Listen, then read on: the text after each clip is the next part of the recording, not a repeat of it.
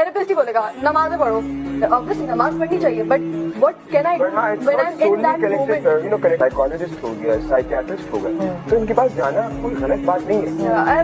मतलब therapist, I feel like they tell you such basic stuff कभी-कभी. बिल्कुल therapist के पास जाना कोई गलत बात नहीं है, लेकिन आइए जरा इस बात को समझ लेते हैं कि वो हर प्रॉब्लम के लिए साथ ही नमाज पढ़ने को क्यों सजेस्ट करते हैं. तो सबसे पहली बात, हार्वर्ड और इस्तांबुल यूनिवर्सिटी की स्टडीज के अकॉर्डिंग सजदा यानी प्रोस्ट्रेशन, जिससे ब्रेन ब्लड फ्लो इंप्रूव होता है, जो कि स्ट्रेस और एंजाइटी को रिड्यूस करता है. दूसरा, सजदे से पैरासिम्पैथेटिक नर्वस सिस्टम एक्टिवेट होता है, जो कि रिलैक्सेशन और कामनेस का सबब बनता है. और जब हम नमाज को खुशू और खुदू से पढ़ते हैं तो कॉर्टिसोल यानी स्ट्रेस हार्मोन जो होता है वो कम होता है. और जब हम नमाज में सूरह फातिहा पढ़ते हैं तो वो हमें इस बात का एहसास दिलाती है कि एक अल्लाह है जो हमारे तमाम मसलों को हल करने वाला है. लेकिन ये तो हमें तब पता चलेगा जब हम सूरह फातिहा को नमाज में समझ कर पढ़ेंगे, यानी कि तर्जुमे से, ट्रांसलेशन से. अब बात ये आती है कि जब हमें कोई भी परेशानी होती है तो हमें स्ट्रेस, एंजाइटी, बेचैनी होती है, और हम ध्यान दें तो हमें पता चलता है कि नमाज स्ट्रेस को कम करती है. और जब हमारा स्ट्रेस कम होता है तो हमारा माइंड सही से वर्क करने लगता है. जो भी हमारी परेशानी हो, उस परेशानी को दूर करने के लिए हमें इनर स्ट्रेंथ मिलती है. जैसा कि कुरान मजीद में अल्लाह ताला इरशाद फरमाते हैं, या अय्युहल्लज़ीना आमनू इस्तईनु बिस्सब्रि वस्सलाह, कि सब्र और नमाज के जरिए से मदद हासिल करो.